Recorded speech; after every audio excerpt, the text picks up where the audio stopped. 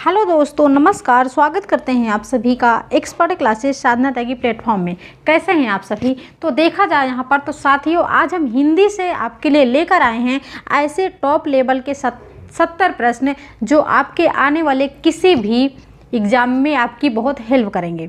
तो चलिए क्लास को स्टार्ट करते हैं और लास्ट में अपना स्कोर ज़रूर बताइएगा कि आपने यहाँ से कितना स्कोर किया। तो चलिए क्लास को स्टार्ट करते हैं। आज का अपना पहला प्रश्न है कि एक से अधिक वर्णों के मेल को क्या कहते हैं? अगर एक से अधिक वर्ण आपस में मिलते हैं तो जो सार्थक अर्थ निकालते हैं उसको क्या कहते हैं? तो देखिए, जैसे का प्लस मा प्लस ला, ठीक है। अगर इसको हम इसका योग कर दें तो क्या हो जाएगा? ये हो जाएगा कमल, ठीक है। तो बात इसी की हो रही है कि अगर एक से अधिक वर्ण, ये क्या होते हैं? ये क्या है भाई? वर्ण है ना। जब एक से अधिक वर्ण आपस में मिलेंगे तो जो अर्थ प्रकट करेंगे उसको क्या कहते हैं? तो यहाँ पर शब्द कहेंगे, स्वर कहेंगे, व्यंजन कहेंगे या फिर अनुस्वार कहेंगे। तो आपका जो आंसर जाएगा एक ही साथ जाएगा कि शब्द कहेंगे, ठीक है।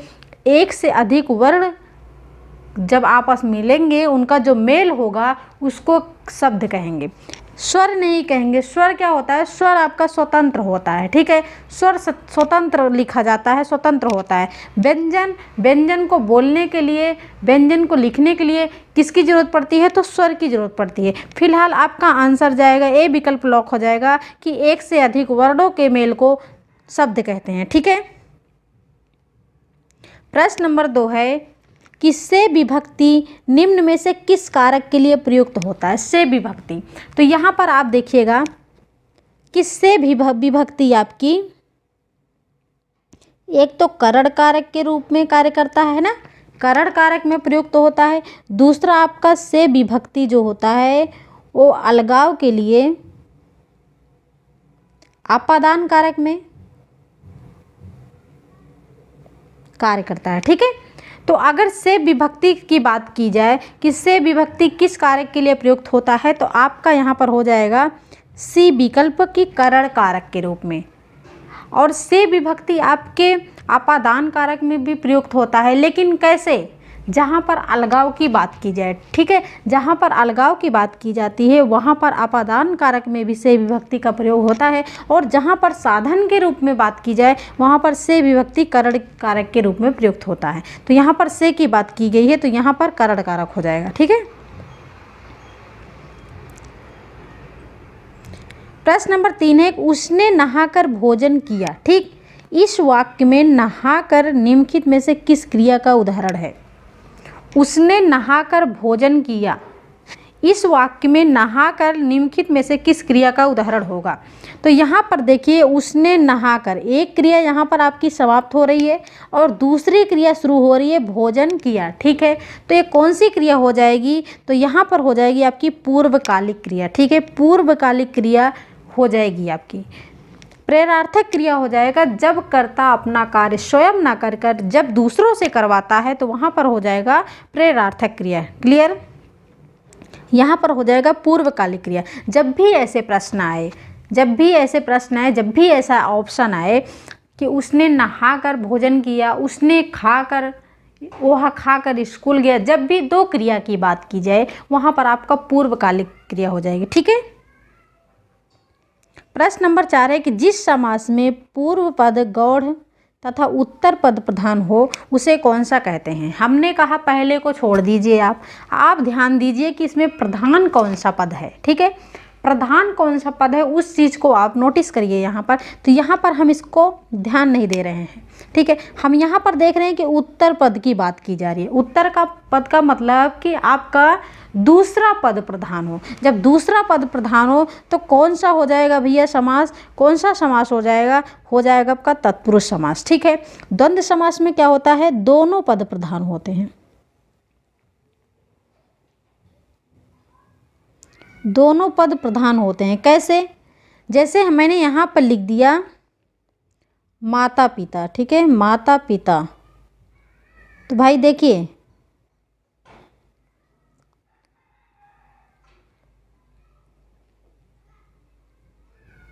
समझ लीजिएगा भाई थोड़ी सा। माता पिता हमने लिख दिया। तो यहाँ पर देखो माता भी प्रधान है और पिता भी, ठीक है। तो जहाँ पर दोनों पद प्रधान हो वहाँ पर द्वंद्व समास हो जाएगा। जहाँ पर कोई भी पद प्रधान ना हो, जहाँ पर कोई पद प्रधान ना हो वहाँ पर कौन सा समास हो जाएगा? बहुव्रीहि समास हो जाएगा, ठीक है।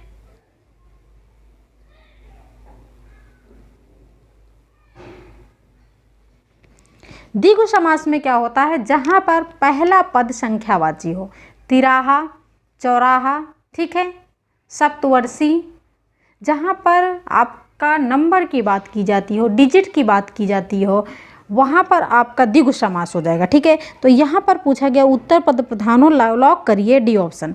अव्ययीभाव समास में क्या होता है? पहला पद उसमें उपसर्ग से जुड़ा होगा, हमेशा पहला पद अव्यय होता है जो कि बदलता नहीं है, ठीक है। प्रश्न नंबर 5 है कि जिन ध्वनियों की गणना न स्वर में की जाती है न व्यंजन में, उसे क्या कहता है? यानी कि यहाँ पर बात की जा रही है ऐसा कौन सा ऑप्शन है जिसकी गणना न तो स्वर में की जाती है, न तो उनको स्वर में गिना जाता है, न तो व्यंजन में गिना जाता है, उसको क्या कहा जाता है भाई? देखिए ऊष्म व्यंजन क्या होते हैं? ऊष्म व्यंजन आपके व्यंजन के अंतर्गत आते हैं, ठीक है। ऊष्म आपके व्यंजन के अंतर्गत आते हैं। अंतस्थ व्यंजन यारा अलावा आपके किस में आते हैं? तो व्यंजन के अंतर्गत आते हैं। अयोग वाह, अंग और आह, अंग और आह, ये किसके अंतर्गत भाई आते हैं? तो यही आपका ऑप्शन हो जाएगा डी ऑप्शन कि ये तो न स्वर होते हैं न तो व्यंजन, इनको न स्वर में गिना जाता है और न व्यंजन में, ठीक है। गणना का मतलब गिनना, ठीक। प्रश्न नंबर 6 है कि आधुनिक भारतीय भाषाओं का विकास किस भाषा में हुआ? आधुनिक, आधुनिक की बात की जा रही है भाई। आधुनिक भारतीय भाषाओं का विकास किस भाषा से हुआ? तो यहाँ पर आप लोग एक चीज़ नोट कर लीजिए, सबसे ज़्यादा जो ज़रूरी होता है कि हिंदी भाषा का सही क्रम, ठीक है, भाषा का सही क्रम, भाषा का सही क्रम क्या होता है, इसमें सबसे ज़्यादा कन्फ्यूजन होती है। तो यहाँ पर देखिए पहला आ जाएगा आपका संस्कृत, संस्कृत, पाली, प्राकृतिक, अपभ्रंश और हिंदी, है ना, यही हो जाएगा। संस्कृति, पाली, प्राकृतिक, अपभ्रंश और हिंदी, यही होता है हिंदी भाषा का सही क्रम, ठीक। तो याद कर लीजिएगा इस चीज़ को। यहाँ पर पूछा गया कि भारतीय भाषाओं का विकास किस भाषा से हुआ, तो याद रखिए बी ऑप्शन अपभ्रंश से हुआ, ठीक, अपभ्रंश से हुआ। प्रश्न नंबर 7 है कि किस स्वर के उच्चारण में दीर्घ स्वर से भी अधिक समय लगता है? अच्छा, हिंदी भाषा में कितने स्वर होते हैं? हिंदी भाषा में कितने स्वर होते हैं? तो ऑप्शन आपका निकल के आएगा 3, 4, 5, 6। लॉक करिएगा 3 कि हिंदी भाषा में आपके 3 स्वर होते हैं। कौन कौन से? कौन कौन से? ह्रस्व स्वर, दीर्घ स्वर और प्लुत स्वर। अब यहाँ पर बात की जा रही है कि किस स्वर के उच्चारण में दीर्घ स्वर से भी अधिक समय लगता है, ठीक। सिंपल सी बात है, पहला आपका हो जाएगा ह्रस्व स्वर, है ना, सॉरी भाई, ह्रस्व स्वर। दूसरा आपका हो जाएगा दीर्घ स्वर। नंबरिंग 3 प्लुत स्वर।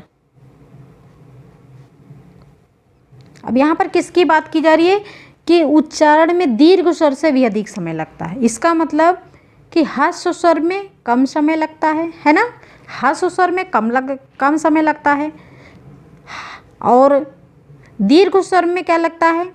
ह्रस्व स्वर से ज़्यादा समय लगता है ना, ह्रस्व स्वर से ज़्यादा समय लगता है। और प्लुत स्वर में क्या हो जाएगा? दीर्घ स्वर से भी ज़्यादा समय लगेगा, ठीक, दीर्घ स्वर से भी ज़्यादा समय लगेगा।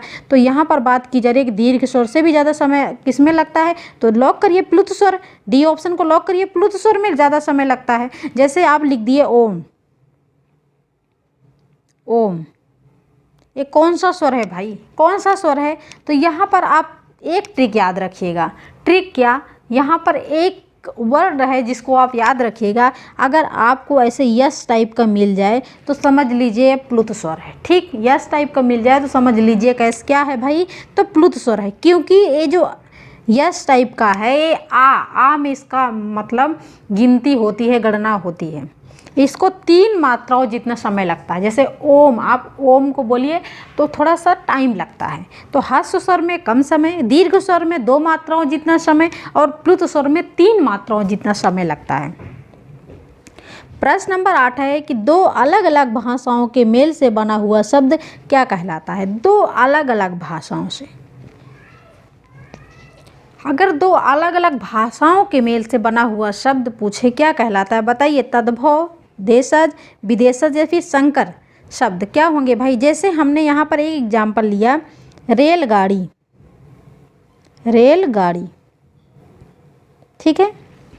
ये रेल क्या है भाई, रेल आपका कैसे लिखोगे आप, रेल आप ऐसे लिखोगे हैं, प्लस गाड़ी, गाड़ी क्या है, हिंदी है। क्योंकि यहाँ पर रेल क्या है, यहाँ पर रेल लिखा तो हिंदी में है, लेकिन ये रेल कैसा शब्द है भाई, इंग्लिश का शब्द है कि नहीं। एक गाड़ी क्या है, गाड़ी का आप इंग्लिश लिखोगे तो बैन होगा ना, लेकिन यहाँ पर रेल बैन तो ऐसा कुछ है नहीं, यहाँ पर लिखा है रेलगाड़ी। तो आपने क्या लिखा, रेल आपका इंग्लिश शब्द है, अंग्रेजी का शब्द है, और गाड़ी आपका हिंदी का शब्द है। अब यहाँ पर देखिए अंग्रेजी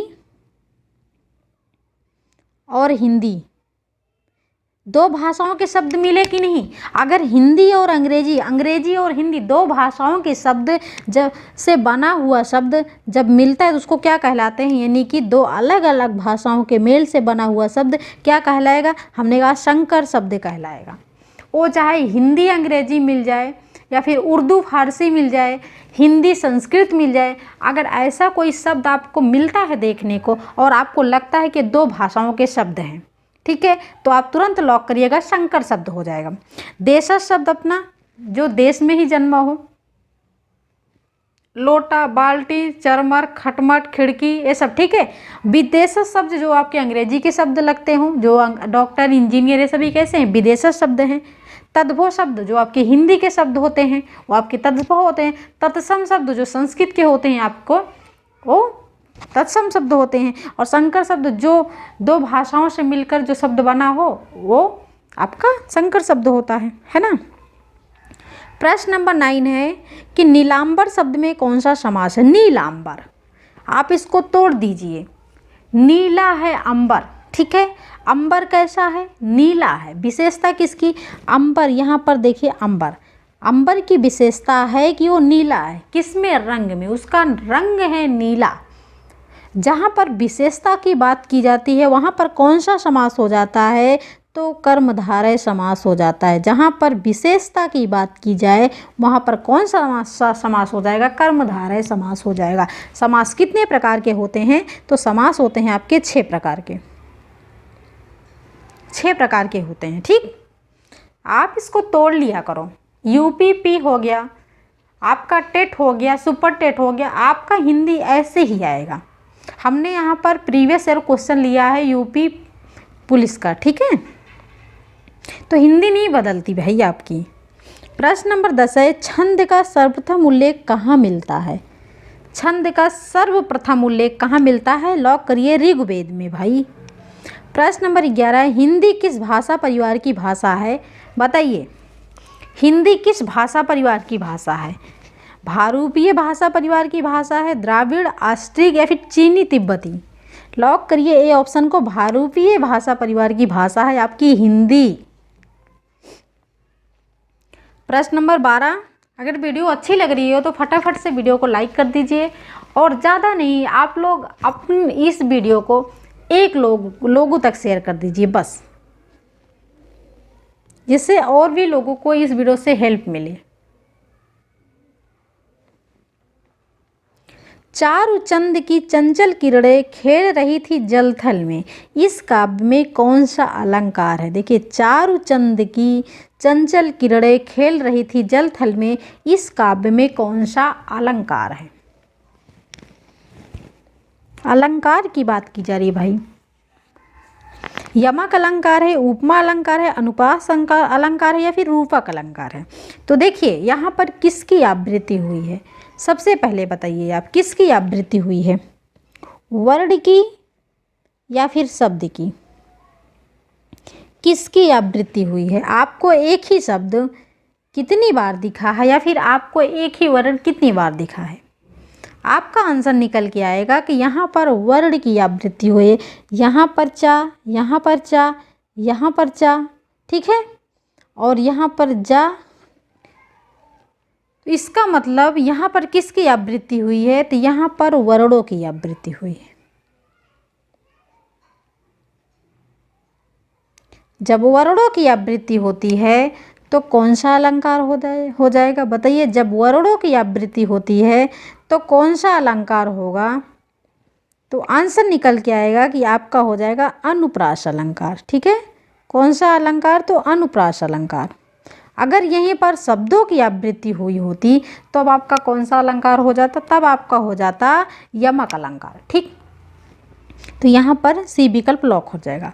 उपमा अलंकार में क्या हो जाता है? किसी भी पद में आपको सा, सी, से, सम, सदिश ए देखने को मिलेगा। ठीक, प्रश्न नंबर 13 है कि नियोग में कौन सी संधि है? नियोग, नी को निकाल दीजिए, आपका बचता है रोग। ठीक, निरोग। अब इसको संधि विच्छेद आप कर देंगे, क्या हो जाएगा? नि धन रोग बराबर हो जाएगा निरोग। कौन सी संधि? तो आपकी हो जाएगी विसर्ग संधि। ठीक, कौन सी संधि? तो विसर्ग संधि हो जाएगी। प्रश्न नंबर 14 है कि चौराहा में कौन सा समास है? हमने कहा जहाँ पर आपको डिजिट मिल जाए, नंबर मिल जाए, यहाँ पर क्या है? चौराहा, यानी कि चार राहों का समूह, एक राह, एक रास्ता जो चारों तरफ मुड़ा हो, उसकी बात की जा रही है। लॉक करिए फटाफट, कौन सा समास? तो द्विगु समास। प्रश्न नंबर 15 है सप्तवर्षी में कौन सा समास होगा? सप्तवर्षी, किसकी बात की जा रही है? सप्त का मतलब 7 और वर्षी का मतलब 7 वर्षों की बात की जा रही है। भाई, जब 7 वर्षों की बात की जा रही है, हमारा 7 क्या है? द्विगु समास के अंतर्गत आएगा। प्रश्न नंबर 16 है, प्रश्न नंबर 16 क्या है? निम्नलिखित शब्दों में शुद्ध शब्द क्या है? शुद्ध शब्द क्या है? भाई, शुद्ध शब्द भी पहचानने को आता है। क्या है? जिजीविषा लिखना है आपको, जिजीविषा लिखना है। कैसे लिखेंगे? क्या ए सही है? ए सही है, ए और या फिर ये, बताइए कौन सा सही है? तो यहाँ पर आपका जो सही है वो है बी विकल्प की जिजीविषा, ऐसे लिखा जाता है। बाकी ये सभी गलत हैं, आपका बी ऑप्शन सही है। प्रश्न नंबर 17 कि रिजु का विलोम शब्द क्या होगा? रिजु मीन्स क्या होता है? रिजु मीन्स क्या होता है? रिजु आपका होता है सीधा। रिजु मीन्स क्या होता है? सीधा। जैसे आप सीधी रेखा मान लीजिए, आप जो सीधी रेखा को बोलते हैं रिजु। ठीक है, अगर हम इसको थोड़ा सा तिरछा कर दिए तो क्या हो जाएगा? ये तो वक्र हो जाएगा। किसकी विलोम पूछा गया है ना भाई। रिजु मीन्स क्या होता है? सीधा होता है। हमने एक पाई सीधी खींची, सीधी रेखा खींच दी, वो आपका हो गया रिजु। और जब मैंने तिरछी खींच दी तो हो गया आपका वक्र। तो लॉक करिएगा वक्र। ठीक, प्रश्न नंबर 18 है कि मीठा अमरूद में, अमरूद कैसा है? मीठा। अब बताइए, जो मीठा शब्द है विशेषण किस कोटि का है? इसमें कौन सा विशेषण है? गुणवाचक विशेषण है, परिमाणवाचक विशेषण है, संख्यावाचक विशेषण या फिर व्यक्तिवाचक विशेषण है? ठीक है, तो यहाँ पर बताइए कौन सा विशेषण है? परिमाण तो नहीं होगा। परिमाण मतलब होता है जहाँ पर लंबाई, चौड़ाई, गज, फुट, मीटर की बात की जाती हो। जैसे मैंने 1 दर्जन केला लिया, मैंने 2 किलो आलू लिया, जहाँ पर क्वांटिटी की बात की जाए, नाप तौल की बात की जाए, वहाँ पर आपका परिमाणवाचक हो जाएगा। ठीक, गुणवाचक जहाँ किसी के गुण की बात की जाए, वो चाहे व्यक्ति हो, कोई व्यक्ति हो, कोई वस्तु हो, कोई स्थान हो, अगर उसके गुण की बात की जाती है, किसी के रंग की बात की जाती है, अवस्था की बात की जाए, तो वहाँ पर आपका गुणवाचक हो जाएगा। अब यहाँ पर अमरूद है, अमरूद की विशेषता है, अमरूद का गुण है कि वो मीठा है, तो किसके अंतर्गत आ जाएगा? ये तो गुणवाचक विशेषण के अंतर्गत, व्यक्तिवाचक के नहीं जाएगा भाई।